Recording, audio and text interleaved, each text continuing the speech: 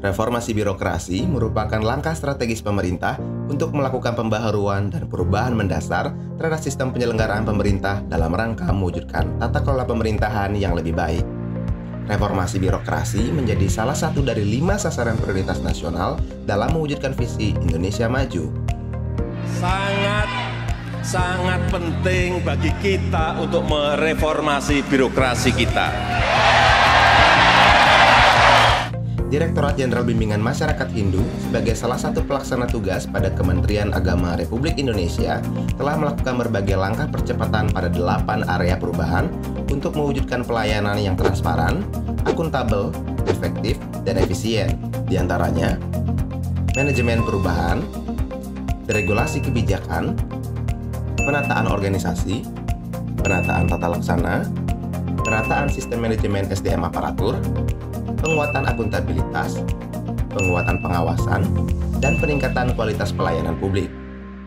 Berikut merupakan hasil capaian percepatan di 8 area perubahan yang telah dilakukan di JBMasindu dalam upaya penguatan reformasi birokrasi sepanjang tahun 2020-2021 dengan mengacu pada Peraturan Menteri Agama Nomor 29 Tahun 2020 tentang Roadmap Reformasi Birokrasi Kementerian Agama Republik Indonesia tahun 2020-2024 dan tidak lanjut rekomendasi hasil penilaian evaluasi reformasi birokrasi Kementerian Agama Republik Indonesia tahun 2019-2020. Area pertama, manajemen perubahan. Untuk meningkatkan profesionalitas dan kinerja ASN serta membentuk pola pikir ASN yang komprehensif, maka di JBMasindu telah melaksanakan beberapa program percepatan di area ini.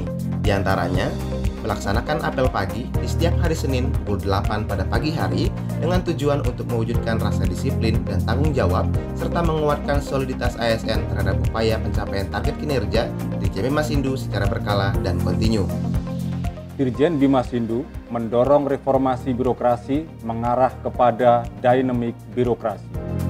Dalam upaya percepatan reformasi birokrasi, agen perubahan sebagai influencer perubahan dalam organisasi senantiasa ditingkatkan perannya dengan memberikan pelatihan Lead the Change pada tanggal 13 sampai 16 September 2021.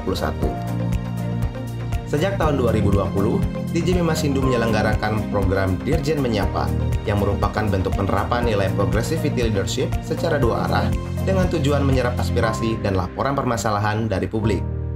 Sasaran peserta dalam program ini seperti ASN di lingkungan JBMasindu, Kepala Kanwil, Pembimas atau Kabid Hindu, pimpinan perguruan tinggi keagamaan Hindu, penyuluh agama Hindu, dosen dan guru agama Hindu, penerima beasiswa di JBMasindu, pimpinan lembaga atau organisasi keumatan, dan lain sebagainya.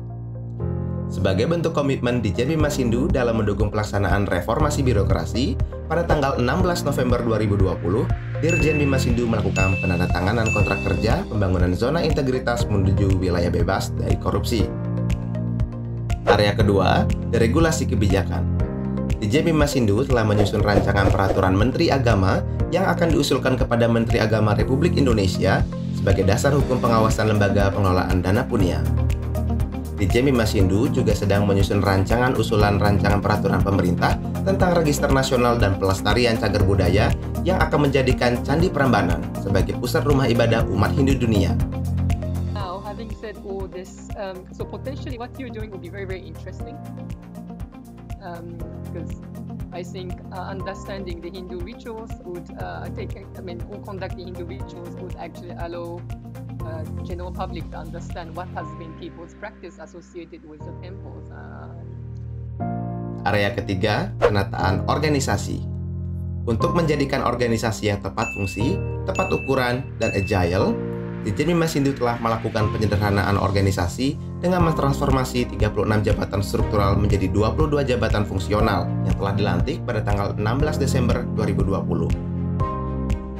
Pada tanggal 22 Juni 2021, JBMasindu juga telah mengusulkan struktur Pembimasindu untuk Provinsi Kalimantan Utara dan Gorontalo untuk mendekatkan pelayanan kepada umat Hindu di wilayah tersebut.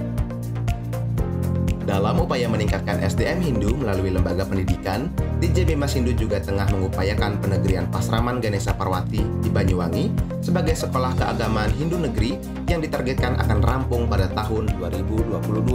Penegrian Sekolah Tinggi Agama Hindu Klaten yang saat ini sedang dalam uji kelayakan oleh tim asesor dan menjadikan Universitas Hindu Negeri I Gusti Bagus Sugriwa sebagai World Class University yang ditargetkan akan terrealisasi pada tahun 2033.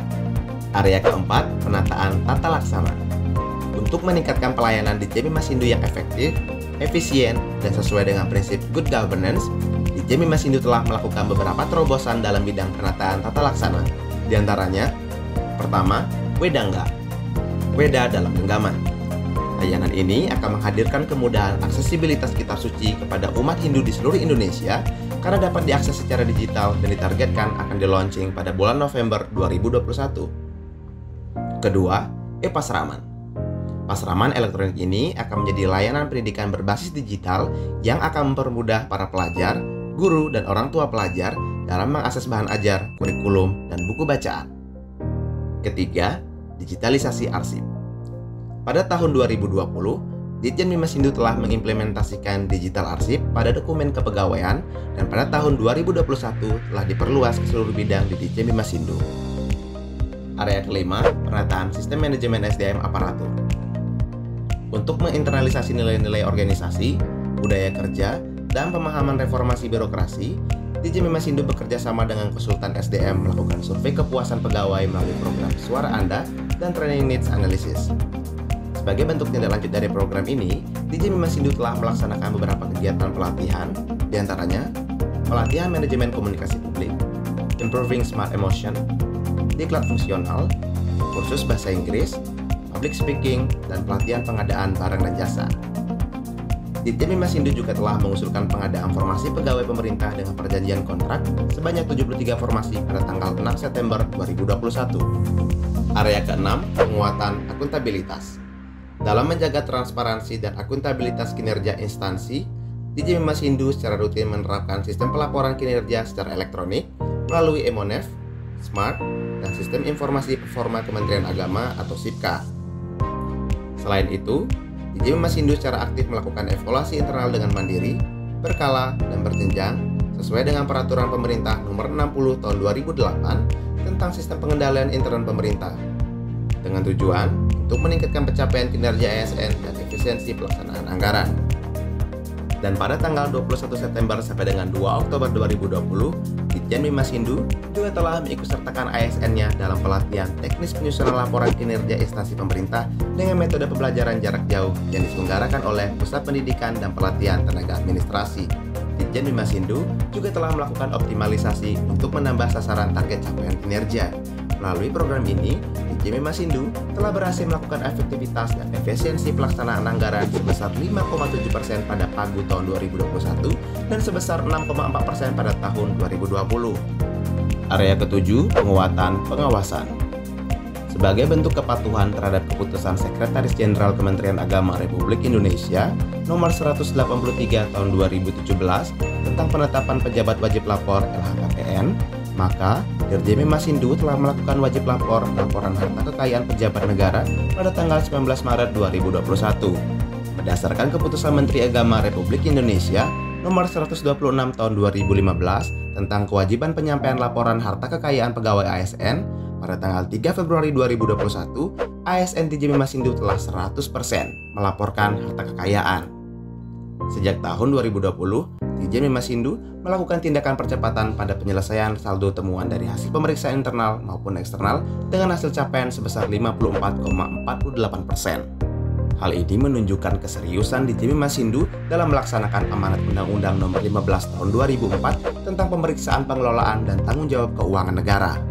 Sebagai bentuk komitmen terhadap pencegahan tindak KKN, Ditjen Bimasindo secara aktif melakukan public campaign terkait gratifikasi, whistleblowing system atau WBS, dan benturan kepentingan. Aktivitas ini telah mampu mendorong beberapa ASN untuk melaporkan gratifikasi. Area ke-8, peningkatan kualitas pelayanan publik. Sebagai bentuk keseriusan dalam memberikan pelayanan yang prima kepada masyarakat, berikut beberapa terobosan yang dilakukan Ditjen Bimasindo dalam rangka menghadirkan inklusivitas layanan publik. Ditjen digitalisasi layanan pengajuan tanda daftar yayasan atau lembaga, rumah ibadah, dan layanan izin operasional dan izin pendirian Pasraman. Layanan ini dapat dilakukan secara digital dengan mengirimkan syarat-syarat pengajuan melalui email atau ke nomor call center yang telah disediakan Ditjen Bimashindu. Pada Desember 2020, Ditjen Bimashindu bersama Badan Litbang Kementerian Agama Republik Indonesia melakukan survei kepuasan masyarakat atas pelayanan Ditjen Bimashindu sesuai dengan Permenpan Nomor 14 Tahun 2017 tentang pedoman penyusunan survei kepuasan masyarakat unit penyelenggara pelayanan publik. Dari hasil survei yang dilakukan, menunjukkan indeks kepuasan masyarakat terhadap pelayanan Ditjen Bimashindu pada tahun 2020 mencapai 81,77, yang mencerminkan bahwa pelayanan yang diberikan Ditjen Bimashindu dinilai efisien dan baik. Saya mengucapkan terima kasih kepada Dirjen Bimashindu. Terima kasih kepada Dirjen Bimashindu. Terima kasih kepada Bapak Dirjen Bimashindu atas pelayanan pengurusan secara cepat tentang tanda daftar Parisade Hindu Dharma Indonesia Provinsi Riau. Sebagai bentuk aktualisasi Permenpan RB Nomor 15 Tahun 2014 tentang pedoman standar pelayanan, Ditjen Bimashindu telah menetapkan standar pelayanan, format pelayanan, penghargaan, dan sanksi bagi pelaksana layanan serta kompensasi bagi penerima layanan di lingkungan Ditjen Bimashindu.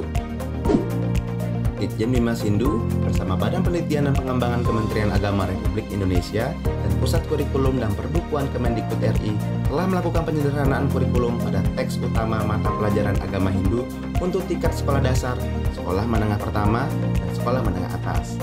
Hasil penelaahan ini ditargetkan akan mulai didistribusikan pada tahun ajaran baru tahun 2022.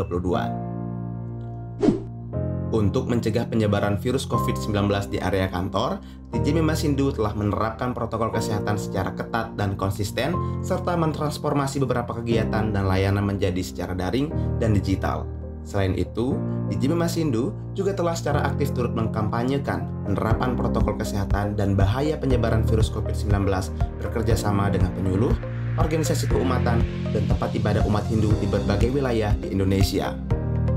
Dalam rangka percepatan reformasi birokrasi, Ditjen Bimashindu menetapkan Quick Wins tahun 2021 dengan 8 program prioritas, diantaranya pencanangan Candi Prambanan sebagai tempat ibadah umat Hindu dunia, Grupi atau Gerakan Umat Hindu Peduli Dana Punya, Wedangga atau Weda dalam genggaman Anda, Penegrian STHD Klaten, Pasraman, pencanangan Universitas Hindu Negeri I Gusti Bagus Sugriwa menuju World Class University 2033, Digital Arsip, dan penegrian Pasraman Formal Utama Widya Pasraman Ganesha Parwati di Banyuwangi. Direktorat Jenderal Bimashindu berlari, berkarya melayani negeri. Demikian laporan capaian kinerja Ditjen Bimashindu dalam rangka percepatan reformasi birokrasi tahun 2020-2021. Terima kasih.